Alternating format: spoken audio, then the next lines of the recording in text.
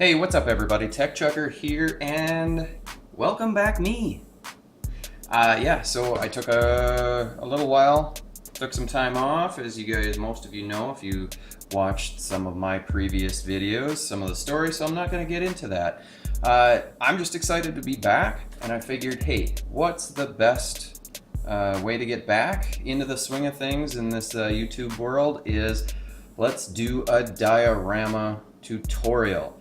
So today's tutorial, as the title hopefully will have explained, is I'm going to do a little bit of dry brushing. I'm going to do some dry brushing specifically for brick. The technique that I use is pretty much everybody uses the same technique. The one difference that I have is in some of the some of the other videos that I've seen is folks talk about cleaning off or getting almost all of the paint off of their brush. And I have found with doing my brickwork, I don't like getting all of it off. So that's the main difference. Otherwise, there's plenty of other videos out there, but I just know that I haven't done a dry brushing video. So I'm more excited just to be getting back into the swing of things with this YouTube channel. I very much appreciate all of the support, condolences, the stories that I've read from some of you guys who have been following me. It's very, very, it means a lot. It means a lot to know that a stranger such as myself can still have people that, support and care about me personally, as opposed to just the toy stuff and the diorama stuff, which is also great. That's the point. That's why we're here. Yeah, that's why we're here. That's why I'm doing these videos, because this is my hobby. This is what I love to do. It's fun. It's what I like to do with my spare time, which I gotta get going because my wife is coming back from some, I don't know, LuLaRoo. I don't know. It's a stretchy pant.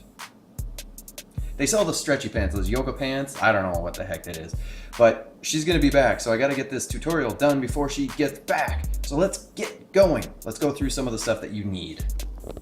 Alrighty, so here are some of the supplies that you're going to need. You're going to need paint. Ideally, most people go to the store and they go ahead and pick out the color tone that they want, and they'll pick out maybe 2 or 3 different color tones. I don't do that. I'm kind of cheap, and because, I don't know, I like the, I don't know why I do it. So I've got some just regular old brown, and I've got regular old red. We're gonna give this a little bit of I want it to be a nice lighter tan with just a slight bit of reddish. I may need to use some white. I may need to use some black. It depends. It's kind of, who knows what color I'm actually gonna get. I use this little brush. I believe this is a 2-inch brush.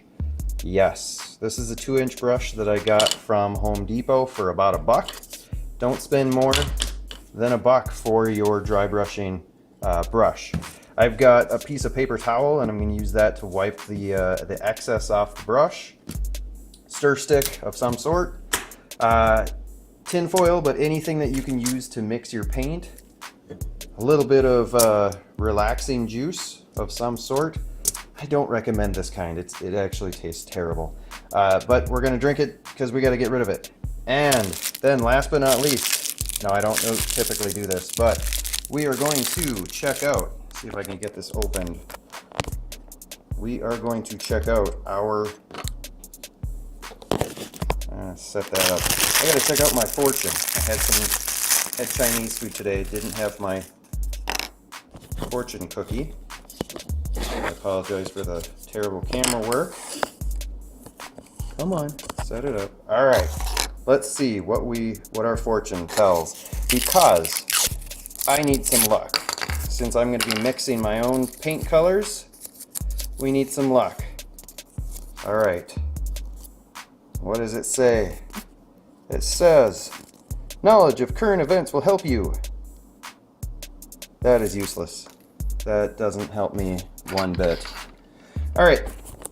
Well, that was a bust, but we are going to begin painting. I've got my walls already set or black washed. We're probably only going to do a little bit just for this tutorial, just to get us going. But this is my Daredevil Matthew Murdock diorama. The lighting's terrible in here, so you probably can't see it. Ah, there goes my door. But I'm going to get the camera set up, and we're going to go ahead and get started painting this sucker up. Alright, first things first, we're going to make sure you shake up your paint real good, because you want this mixed really well. You don't want it to have separated any of the water or anything. And we're going to start with our brown, because that is the primary color that we're going to be painting with. Now with this, you're going to need a fair amount of paint. Okay, so that's actually not a huge amount, but that's what we're going to start with. And we're just going to put just a tiny little bit of red. Now there's plenty of videos out there if you're looking for a specific color tone that you can go find what the real ratios are. I just like to kind of wing it and see what I get. That's why I needed that fortune cookie, because I needed some good fortune. Unfortunately, that fortune was pretty well useless. One other note, I don't know what to do with this information, but when I ran out to grab this cardboard piece, just as I was coming back in, mousetrap went off. I got a mouse. I don't know what to do with that information. Does that mean that my project is destined to death? I don't know. We'll see. So typically when you're adding your layers, you want to start with your darkest layer first and work your way up to a lighter color. Obviously I've got my black as my first coat, and this brown is probably a little lighter than what I would want to go with, but I'm liking that color. Make sure you cap your paint, otherwise they will dry out and you'll get chunks in your paint. But I'm satisfied with that. Next up, take your brush and you are going to apply just a little bit on your brush. You don't need a huge amount, especially for your first little bit. I didn't realize I've got something going on in my viewfinder here. Anyway, let's change the camera angle and we'll move on. Alrighty, so I've got the paint on my brush right here. And what I'm going to do next, let's get this, make sure this is on camera. So I'm just gonna wipe some of that paint off. Like I said before, I don't like to get my brush too dry. The main reason for that is because I've got a lot of surface that I want to paint. So, you know, there's no point in putting all my paint on my paper towel. It's just waste. So I just then lightly brush back and forth with a nice even brush stroke. Now, the one thing that you also want to take into consideration, if you have certain features in your brick that are going to be different color, you are going to, like this bottom piece is going to be a different color. Actually, this bottom piece is going to be covered by trim, so I don't need to worry about it. But you need to take into consideration whether or not you need to block this off. And one thing that I do to block that off is, now this is just a piece of paper, but I take a piece of cardboard, maybe from like a cereal box, and I will hold that over my line. See if you can, oh, let's probably do that on camera. So I put that over my line, and then I can just go ahead and paint over that. But I don't need to do that because that's just going to be covered up. So basically, you just take with a nice even wrist action,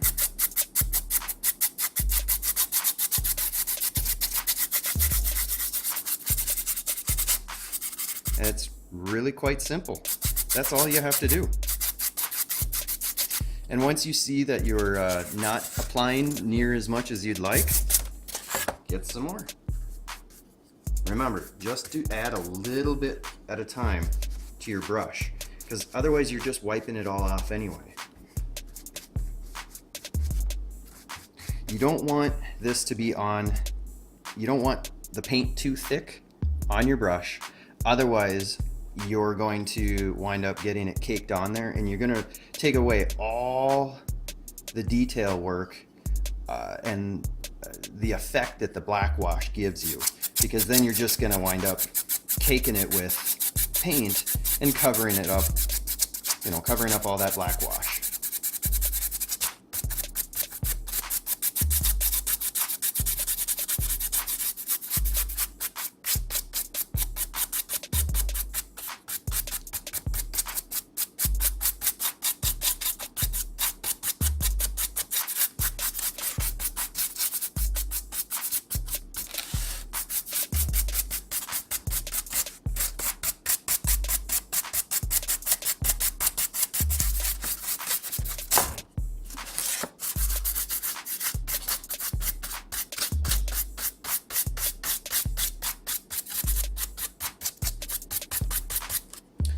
Now, another thing to note is we're doing this in layers. So don't be too concerned if your first layer doesn't cover that much and you still see a lot of that black coming through.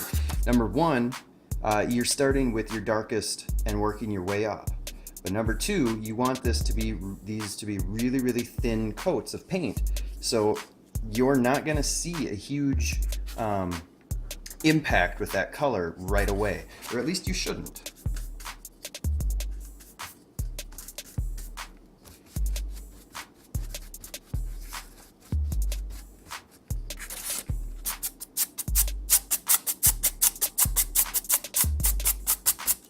Another thing, I typically go, my strokes are usually, I guess you would say, vertical rather than horizontal. And it's more so because you have more surfaces to hit. And I don't know, I just seem to have more luck that way. Another note, be careful around your edges and whatnot. Don't go too heavy, otherwise you start getting a really, really heavy edge where you can see the paint really heavy on those edges, and then you need to kind of even that out. And while the paint is wet, you can essentially, if you put too much paint on, you can see that I've got a considerably shiny area there. That's about the best I can do with the lighting that I have. But while it's still wet, I essentially, while I'm doing all of these brush strokes, I can move that paint and that evens it out. So I get a nice even coat of paint and just the right amount.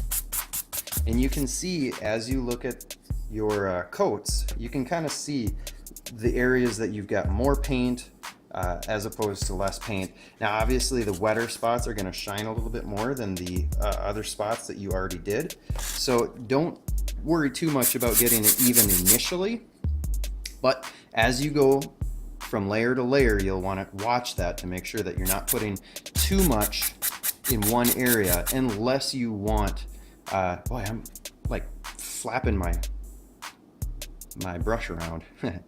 My brush, that's what I'm flapping around. Sorry. So I'm just gonna go ahead and finish this up. We'll probably speed this up for you.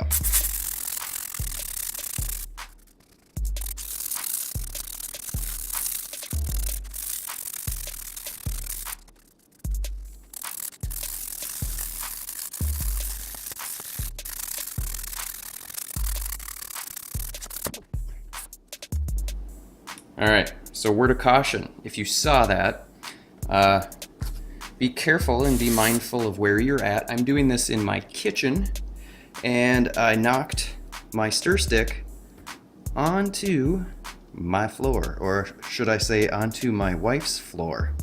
So make sure you've got like a wet rag or something hanging around. ready, just in case you make one of those mistakes. And keep that out of the way. All right, so one of the other things to note is that when you do these really thin coats, it dries quite fast. So you can follow it up fairly quickly with another coat of paint. Now, I have not finished this. I need to get inside my edges and whatnot. The process is basically the same. So I'm going to do that off camera, and then we'll go ahead and add another coat, probably of the same color, just to give you that basic idea. But this is really all that there is to a basic dry brush. Now, I'm not going to get into how to weather and how to do that layering, because it's really, like I said, you're going from darkest to lightest, and that's, it's kind of trial and error. That's what has worked for me, is thin layers, multiple layers, and from dark to light. So I'm gonna stop the recording, finish this part up like I said, and then we'll do one more coat, and then we'll check back and see how it's looking. Alrighty folks, well, that is the first coat, and it's already taking shape. It's already starting to look a little more like a real brick wall compared to the black that I've got here.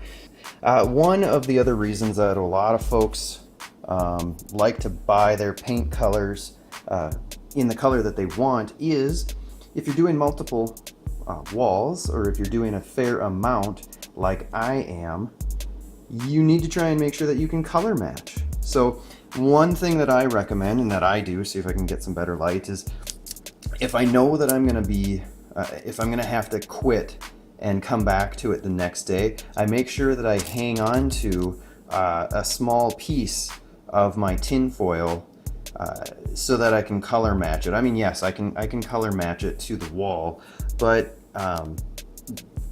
the way that it dries on my tin foil might be slightly different in color tone than it is on the black wash. So I hang on to a piece of this.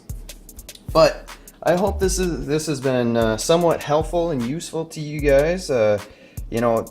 Consider mixing your own paint. It's considerably less expensive. All you need are the primary colors and black and white, and you can get going, and you can do quite a bit with those colors, especially when you're talking about painting brick. So like I said, I hope this was helpful. Make sure you hit like, subscribe if you like this and you want to see more videos.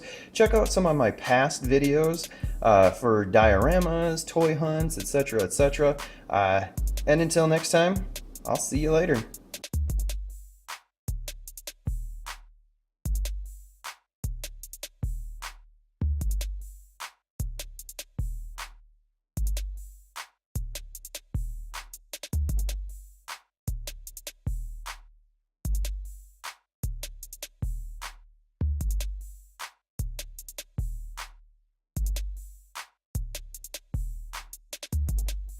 TechChucker's Brain Blast.